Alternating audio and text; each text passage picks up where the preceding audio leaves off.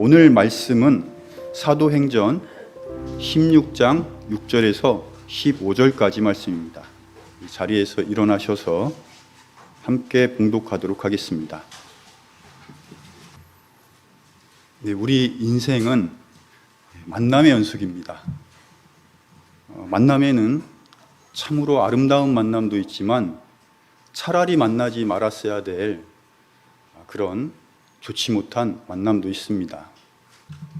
어떤 부모, 또 어떤 이웃, 또 어떤 배우자, 어떤 친구, 어떤 사람을 만나느냐에 따라서 인생의 방향과 삶의 내용이 확연히 달라집니다. 만남이라는 것은 인생의 그림과도 같으며 그림의 가치가 저마다 다르듯이 인생의 가치를 결정짓는 직접적인 사건이 바로 만남이라고 할 수 있습니다. 오늘 말씀의 제목은 복된 만남입니다. 바울과 루디아의 만남을 통해서 만남이 얼마나 중요한지 함께 알아보는 시간을 갖도록 하겠습니다. 사도행전 15장에서 바울과 바나바가 멤버 구성 문제로 심하게 다투고 바나바는 마가를 데리고 떠났고 바울은 실라와 함께 2차 전도 여행을 떠났습니다. 바울 일행은 사도행전 16장 1절에서 디모데와 동행하게 되었고 10절부터는 사도행전 기록자인 누가도 합류하게 되었습니다. 우리가 누가의 합류를 알 수 있는 것은 10절 이전까지는 그들이라는 3인칭 관점에서 말씀을 기록했지만 10절 이후부터는 우리라는 1인칭 관점에서 성경 말씀을 기록함으로 누가의 합류를 알 수가 있습니다. 그렇게 바울, 실라, 디모데, 누가 네 사람은 성령의 인도하심에 따라 아시아에서 유럽에 위치한 마케도니아 빌립보까지 오게 되었습니다. 사도행전 16장 6절에서 10절 말씀을 요약해 보면 바울은 소아시아에서 선교 계획을 세웠지만 성령님께서 그 길을 막았다고 했습니다. 소아시아는 지금의 터키 지역을 말합니다. 바울이 순종함으로 드로아로 내려갔는데 마케도니아 사람이 환상 중에 나타나서 도움을 구하게 되었습니다. 바울은 그것이 주님께서 보여주신 환상이라고 확신하고 즉시 마케도니아로 들어가기 위해 힘썼다고 했습니다. 마케도니아 전도는 바울이 전혀 의도하지 않았던 일이었습니다. 바울의 계획은 1차 전도 여행에서 세워진 교회를 다시 방문해서 그곳 사람들의 믿음을 굳건하게 세워주고 시간이 되면 주변 도시 전도라는 나름대로의 좋은 계획을 세웠지만 어찌된 일인지 가는 곳마다 성령님께서 그 길을 막으셨습니다. 결론적으로 바울의 계획은 하나님의 뜻과 전혀 다르다는 것을 알 수 있습니다. 이사야서 55장 8절을 보면 내 생각들은 너희 생각들과 같이 아니하며 내 길들은 너희 길들과 같이 아니하니라 라고 말씀하셨습니다.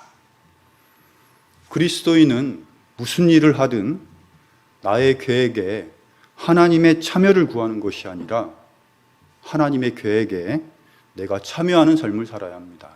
그래서 우리는 말씀과 기도 가운데 하나님의 계획을 알아가는 삶을 살아가는 것이 필요합니다. 때로는 일이 잘 풀리지 않고 현실적인 어려움이 있을지라도 하나님의 선하신 계획이 내 삶 속에 있다는 사실을 믿고 확신하는 것이 필요합니다.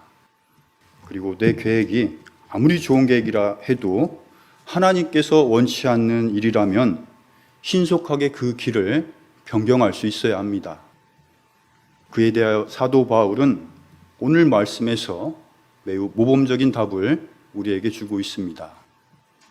마케도니아는 오늘날 유럽에 속한 그리스 북부 지역이며 복음이 아시아에서 유럽으로 들어간 것은 바울의 의도와 전혀 상관없이 성령님의 주도적인 사역이었다고 말씀드릴 수 있습니다. 그럼 사도행전 16장 11절 보겠습니다. 그러므로 우리가 드로아에서 배로 떠나 사모드라게로 직행하여 다음날 네아폴리스로 가고, 11절에 나오는 네아폴리스는 마케도니아의 첫 번째 항구로서 바울 일행이 성령님의 뜻에 따라 유럽에 위치한 마케도니아에 도착했음을 알 수가 있습니다. 바울은 하나님의 유럽 전도 계획을 전혀 알지 못했습니다. 그럼에도 바울은 성령의 인도하심을 의심하지 않았고 즉각적인 순종과 실행의 모습을 보여주고 있습니다. 드로아에서 네아폴리스까지 거리가 바닷길로 180km 이상 된다고 합니다. 그렇게 먼 거리를 쉬지 않고 단 하루 만에 이동했다는 것은 바울의 전도 여행이 얼마나 적극적이고 하나님과 밀접한 관계와 소통 속에서 이루어졌는지 짐작할 수 있습니다. 사도행전 16장 12절 보겠습니다. 거기서 빌립보에 이르렀는데 그곳은 마케도니아의 그쪽 지방에서 으뜸 가는 도시요 또 식민지더라. 우리가 그 도시에서 며칠을 머물다가 드디어 바울 일행이 빌립보에 도착했습니다. 빌립보는 마케도니아에서 가장 큰 도시였으며 로마의 식민지로서 리틀 로마라고 부를 정도로 로마의 축소판이었다고 합니다. 거기에 역동적인 헬라 문화와 사상도 함께했던 매우 번성한 도시였다고 합니다. 성령의 뜻에 따라 유럽 전도를 시작한 바울의 순종은 기독교의 역사를 바꾼 위대한 사건이 되었습니다. 영국의 역사학자 토인비는 오늘 함께 읽은 사도행전 16장 말씀을 세계 역사와 문명의 중심이 아시아에서 유럽으로 옮겨진 놀라운 사건이라고 말하고 있습니다. 복음이 아시아에서 유럽으로 들어간 것은 교회사뿐만이 아니라 세계사에도 매우 중요한 역사적인 사건으로 평가받고 있습니다. 바울의 순종이 위대한 역사를 이룰 수 있었던 것은 마케도니아 빌립보에 하나님께서 예비하신 루디아를 만남으로 유럽 선교의 문이 활짝 열렸기 때문입니다. 바울과 루디아의 만남을 통해 한 사람의 순종과 헌신이 얼마나 중요한지 알 수가 있습니다. 당시 유럽에 아무런 기반도 없었고 배경도 없었던 사도 바울 일행에게 모임 장소와 물질적인 지원을 아끼지 않았던 루디아의 헌신은 하나님께서 계획하시고 이루어 가시는 분명한 역사의 통로가 될 수 있었습니다. 13절을 보겠습니다. 사도행전 16장 13절입니다. 안식일에 도시에서 나가 사람들이 늘 기도드리는 강가에 앉아서 거기에 모인 여자들에게 말하니라. 유대인들은 남성 10명만 모이면 회당을 마련하고 회당에서 기도를 드렸습니다. 그런데 빌립보에는 유대 남성이 많지 않았기 때문에 회당이 없었고 회당이 없으면 손과 발을 씻을 수 있는 강가에 모여서 기도를 했다고 했습니다. 기도하는 강가에는 여자들이 모여 있었다고 했는데 아마도 유대교로 개종한 이방 여자들로 예상이 됩니다. 우리가 13절에서 주목해 봐야 하는 부분은 루디아의 환경과 선택입니다. 루디아는 비록 예수 그리스도를 알지 못했지만 하나님을 찾았고 기도하는 환경 속에 있었기 때문에 하나님께서 보내주신 복음 선포자 바울을 만날 수가 있었습니다. 다른 여자들도 바울을 만났고 바울의 설교를 똑같이 들었지만 모두 루디아와 같이 특별한 만남과 구원을 이룬 것은 아닙니다. 루디아는 기도하는 환경 속에서 말씀을 듣고 그 말씀을 받아들임으로 선택을 했기 때문에 구원이라는 놀라운 은혜를 얻을 수 있었고 바울과의 복된 만남도 가질 수 있었습니다. 만약 루디아가 하나님께 기도하는 환경이 아니라 세상에 빠져 죄 짓는 환경 속에 있었다면 아마도 바울을 만나지 못했을 것입니다. 출생과 죽음에 대한 문제는 내가 선택할 수 없지만 그래도 삶의 환경은 대부분 내가 선택할 수 있습니다. 사람들과의 관계 속에서 이루어지는 삶의 환경과 선택은 너무나도 중요합니다. 내 주변 환경이 내 삶에 지대한 영향을 주고 있다는 것은 분명합니다. 꽃밭에 있으면 꽃향기가 스며드는 것이 당연하고 쓰레기장에 있으면 쓰레기 악취가 스며드는 것은 당연한 일입니다. 태어나는 것은 내 뜻대로 할 수 없지만 살면서 꽃밭에 있을지 쓰레기장에 있을지 그것은 내가 결정할 수가 있습니다. 그래서 성경은 잠언 13장 20절에서 지혜로운 자들과 함께 걷는 자는 지혜로우려니와 어리석은 자들과 사귀는 자는 멸망을 당할 것이라고 말씀하십니다. 또한 잠언 17장 12절에서는 사람이 어리석은 짓을 행하는 어리석은 자를 만나느니 차라리 새끼들을 빼앗긴 암콤을 만날지니라 라고 하셨습니다. 잘못된 만남이 얼마나 위험한지 말씀하고 계십니다. 사람들이 크게 착각하는 것 중 하나가 자신이 세상을 이길 수 있다는 생각을 합니다. 자신이 누군가를 변화시킬 수 있다고 생각을 합니다. 하지만 사람은 절대 세상을 이길 수 없고 누군가를 선하게 변화시킬 수도 없습니다. 그래서 하나님께서는 어리석고 미련한 자와 만나지 말라고 경고하시며 지혜로운 자와 동행하라고 말씀하십니다. 뜨거운 물과 찬물이 만나면 미지근한 물이 됩니다. 그러나 뜨거운 물 한 그릇에 찬물 한 방울을 떨어뜨리면 뜨거운 물에 영향을 줄 수 없습니다. 동해바다에 생수 한 통 부었다고 바닷물의 짠맛이 변하지 않습니다. 세상의 악은 거대하고 나의 인간적인 선함은 너무나도 미약합니다. 학창시절에 집을 나설 때마다 어머니께서 늘 하시던 말씀이 있었습니다. 나쁜 애들 만나면 무조건 도망가라는 것입니다. 저도 제 아이한테 농담처럼 늘 하는 말이지만 사실 그 속에는 진심이 담겨 있습니다. 어쩌면 그 말이 인생의 실패를 막을 수 있는 답이 될 수도 있습니다. 내가 노력해서 세상의 악을 선으로 만들려고 하지 말고 그릇된 만남은 피할 수 있을 때 피하는 것이 현명한 방법이라고 생각을 합니다. 겁쟁이가 되라는 말이 아닙니다. 무슨 일이든 자신이 감당할 수 있는 분량에 맞게 행동하라는 것입니다. 그리고 그리스도인이라면 누구나 한 번쯤 가져볼 만한 생각 중 하나가 여호와 증인이나 신천지 같은 이단에 속한 사람들에게 바른 말씀을 전해야겠다는 생각으로 그들의 이야기를 잘 들어주는 경우가 있습니다.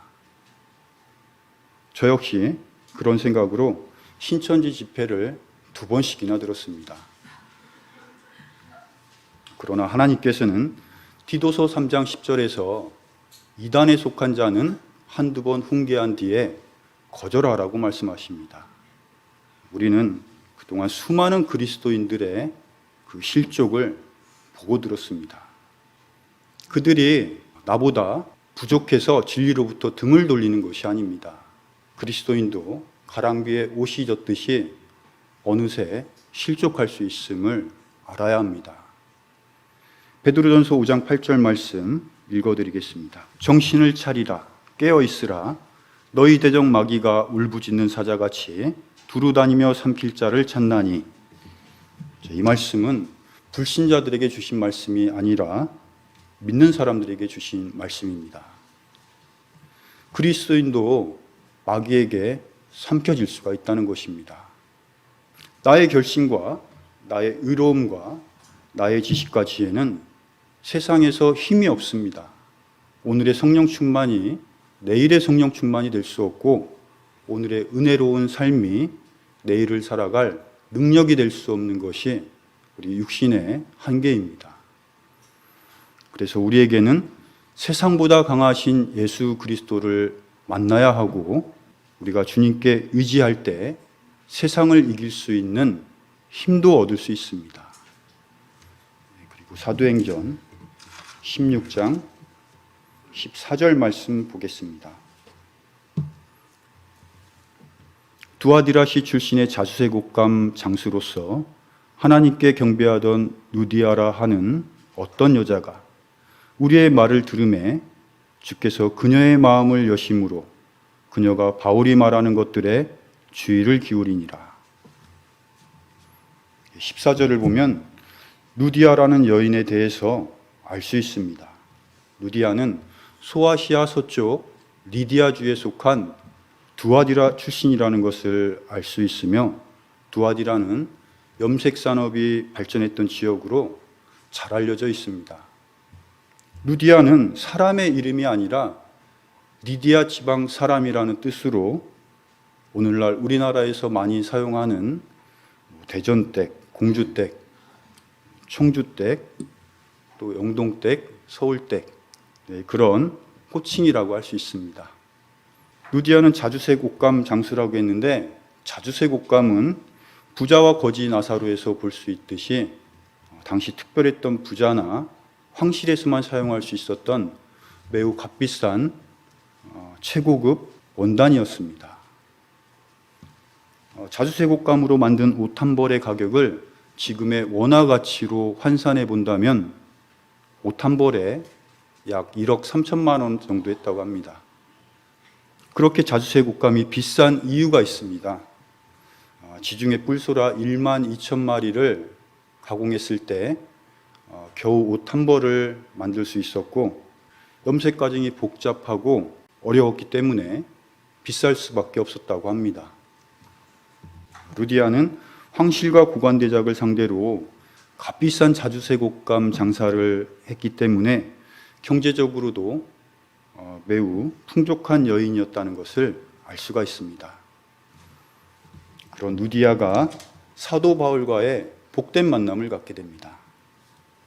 14절 하반절을 보면 우리 말을 들음에 주께서 그녀의 마음을 여시었다고 했으며 그녀가 바울의 말에 주의를 기울였다고 했습니다. 이 말씀에서 구원의 과정을 정확하게 보여주고 있습니다. 말씀을 들을 때 주님께서 듣는 자의 마음을 열어주시고 열린 마음으로 말씀을 받아들일 때 구원을 받습니다. 구원받는 모든 사람들이 경험하는 과정이며 루디아 역시 똑같은 과정을 통해 구원을 받았습니다. 나의 마음을 열어주시는 분은 주님이지만 주님을 선택하고 받아들이는 것은 나의 의지적인 선택이라는 것을 다시 한번 알 수가 있습니다. 루디아의 구원 속에는 사도 바울과의 아름다운 만남이 있었습니다. 우리 개개인의 구원도 반드시 하나님께서 보내주신 누군가의 복된 만남을 통해 이룰 수 있었다는 것을 생각해 볼 수 있습니다. 로마서 10장 14절을 보면 선포자 없이 어찌 들으리요 라고 했으며, 로마서 10장 17절에서는 믿음은 하나님 말씀을 들음에서 온다고 하셨습니다. 복음은 혼자 깨닫는 것이 아니라 복음 선포자의 말씀을 들음에서 오는 것입니다. 우리 구원에는 하나님께서 사용하신 복음 선포자와의 복된 만남이 있었습니다. 고린토전서 1장 21절 말씀을 보면 하나님께서는 복음 선포에 어리석은 것으로 믿는 자들 구원하시는 것을 기뻐하신다고 말씀하셨습니다. 요즘에는 복음을 선포하는 방법이 참 다양하지만 과거의 방식처럼 길에서 지나가는 사람들에게 복음 선포를 하면 사람들은 그 모습을 향해 어리석다고 말합니다. 믿는 사람들조차도 그런 모습을 싫어합니다. 하지만 내가 싫어한다고 하나님께서도 싫어할 것이라는 판단은 하지 말아야 합니다. 하나님께서는 복음 선포에 어리석은 것으로 믿는 자들 구원하시는 것을 기뻐하신다고 하셨습니다. 디모데후서 4장 2절을 보면 말씀을 선포하라. 때에 맞든지 맞지 아니하든지 긴급히 하라. 아신 말씀처럼 모든 그리스도인들은 복음 선포자의 삶을 살아야 합니다. 복음 선포의 방법과 모양이 어떠하든 최소한 다른 사람들의 복음 선포 그 방법을 부정적으로 생각해서는 안 되겠습니다. 이어서 사도행전 16장 15절 말씀을 보겠습니다. 그녀와 그녀의 집안이 침례를 받고 우리에게 간청하여 이르되 만일 당신들이 나를 주께 신실한 자로 판단하였거든 내 집에 들어와 거기 머무소서 하고 우리를 강권하더라. 루디아는 여성 사업가답게 매우 적극적인 성격을 가진 여성이었습니다. 그녀와 그녀의 집안 모두가 말씀을 듣고 침례를 받았으며 바울 일행을 강권하여 자기 집에 머물도록 했습니다.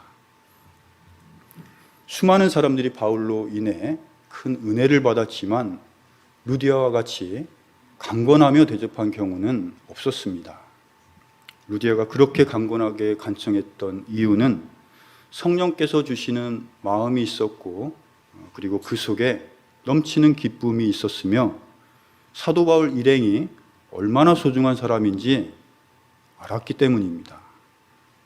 바울이 예수님을 만나 새로운 인생길을 걷게 된 것처럼 루디아 역시 예수님을 만나서 그 삶의 방향이 완전히 변했습니다. 과거에는 사업이 잘 돼서 돈을 많이 버는 것이 목표였다면 이제는 바울의 동역자가 되어 예수 그리스도를 증거하는 일이 인생의 목표가 되었습니다. 바울과 루디아의 만남과 같이 만남은 우리 삶에 커다란 영향을 줍니다. 어떤 사람을 만나느냐에 따라서 삶의 가치관이 달라질 수 있고 인생의 방향과 목표가 달라집니다. 그리고 어떤 사람을 만나느냐에 따라서 종교도 달라집니다. 누구를 만나느냐에 따라서 대전 은혜침례교회를 다닐 수도 있고 신천지를 다닐 수도 있으며 절에 다닐 수도 있습니다. 누구를 만나고 누가 내 옆에 있느냐에 따라서 인생의 방향과 삶의 내용이 달라지는 것은 분명합니다. 성경 인물 중 다윗의 아들 암논은 간교한 친구 요나답을 곁에 두었기 때문에 악을 행하게 되었고 결국 죽음을 맞이하게 됩니다. 삼손은 하나님의 크신 능력이 함께함에도 불구하고 데릴라를 만남으로 두 눈이 뽑히고 비참한 죽음을 맞이합니다. 솔로몬은 하나님의 큰 사랑과 은혜를 입었지만 이방 여인들을 옆에 두므로 그녀들이 가져온 우상을 허용하고 솔로몬도 우상을 섬기는 악행을 저지르게 됩니다. 아브라함의 조카 롯은 아브라함을 떠나 소돔에 제약된 사람들 가운데 있었기 때문에 모든 재산과 아내마저 잃고 저주받은 민족인 모압과 암몬의 조상이 됩니다. 반면에 다윗은 사랑하는 친구 요나단을 만남으로 죽음의 상황에서 벗어나 생명을 얻게 됩니다. 나아만 장군은 포로로 잡혀온 이스라엘 소녀를 알았기 때문에 나병에서 치료될 수가 있었습니다. 룻이 나오미를 놓지 않았기 때문에 보아스를 만날 수 있었고 예수 그리스도의 계보를 이을 수 있는 축복을 받을 수 있었습니다. 나다나엘은 예수님을 의심했지만 빌립이라는 좋은 친구가 있었기 때문에 예수님을 만날 수 있었습니다. 사도 바울은 다메섹 도상에서 예수님을 만남으로 핍박자 사울이 전도자 바울이 될 수 있었습니다. 삶이란 끊임없는 만남의 연속이며 그 만남이 어떠하냐에 따라서 인생의 방향이 결정됩니다. 모든 사람은 죄의 성품을 가지고 태어나서 범죄함 속에 살다가 그 죄들로 인해 지옥에 떨어질 수밖에 없는 운명 속에서 살고 있습니다. 그러나 그 모든 부정적인 운명을 한 번에 완전히 반전시킬 수 있는 유일한 만남이 있습니다. 가장 위대하고 놀라운 축복된 만남은 바로 예수 그리스도와의 만남입니다. 우리가 아무리 부모를 잘못 만나서 평생 가난하게 살았을지라도 예수님을 만나면 더 이상 그 가난이 인생을 파멸로 이끌어가지 못합니다. 설령 아무리 좋지 못한 친구를 만나고 아무리 좋지 못한 배우자를 만났을지라도 우리가 예수님을 만나면 새로운 소망이 시작되고 결국 인생의 길이 바뀌게 됩니다.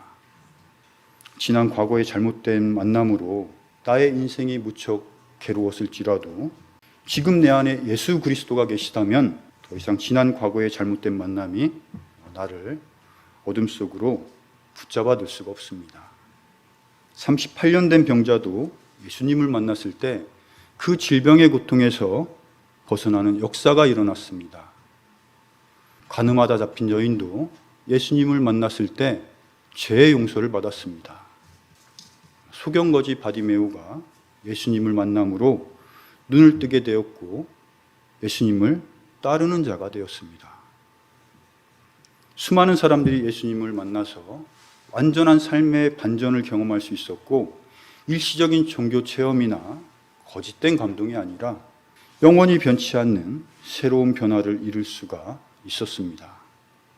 누구든지 예수님을 만나면 더 이상 과거에 얽매이지 않고 새로운 삶을 살 수 있습니다.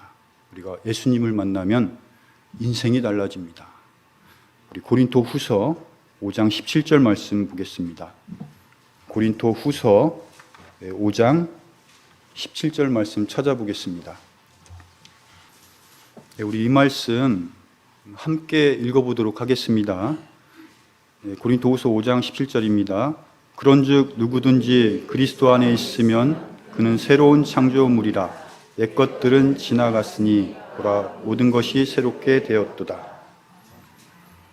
우리가 예수 그리스도를 만나서 그리스도 안에 있다면 더 이상 썩어질 옛사람이 아니라 새로운 창조물에 속한 자가 됩니다.